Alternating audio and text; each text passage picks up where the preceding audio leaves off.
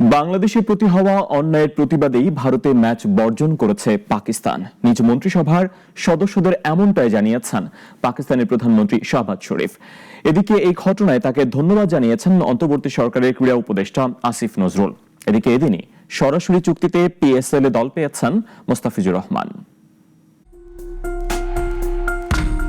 পাকিস্তানের টি-20 বিশ্বকাপে ভারত ম্যাচ বয়কটের ঘোষণা যেন আইসিসির অ্যাকিলিস হিলে আঘাত।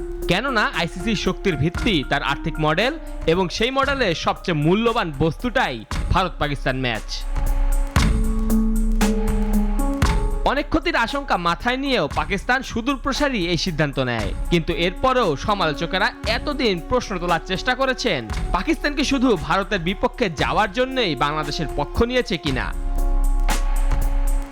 এই প্রশ্নের উত্তর দিয়ে স্পষ্টভাবে পাকিস্তানি প্রধানমন্ত্রী শাহবাজ শরীফ জানিয়েছেন বাংলাদেশের প্রতি হওয়া অন্যায়ের প্রতিবাদী হচ্ছে পাকিস্তানের ভারত ম্যাচ বয়কট। कि हम हिंदुस्तान के खिलाफ जो मैच है वो हम नहीं खेलेंगे, क्योंकि पाकिस्तान ने कहा कि ये खेल का मैदान है, ये सियासत नहीं है।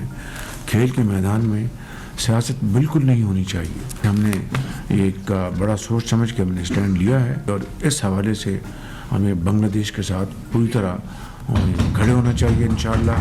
और ये बहुत मैं समझता हूँ कि मुनासिब फैसला है। বাংলাদেশের পাশে থাকায় পাকিস্তানি প্রধানমন্ত্রী শাহবাজ শরীফকে ধন্যবাদ জানিয়েছেন বাংলাদেশের অন্তর্বর্তী সরকারের ক্রীড়া উপদেষ্টা আসিফ নজরুল। সামাজিক যোগাযোগ মাধ্যমে তিনি লিখেছেন, ধন্যবাদ পাকিস্তান। এরপর শাহবাজ শরীফের ভাষণের উদ্ধৃতি দিয়েছেন তিনি।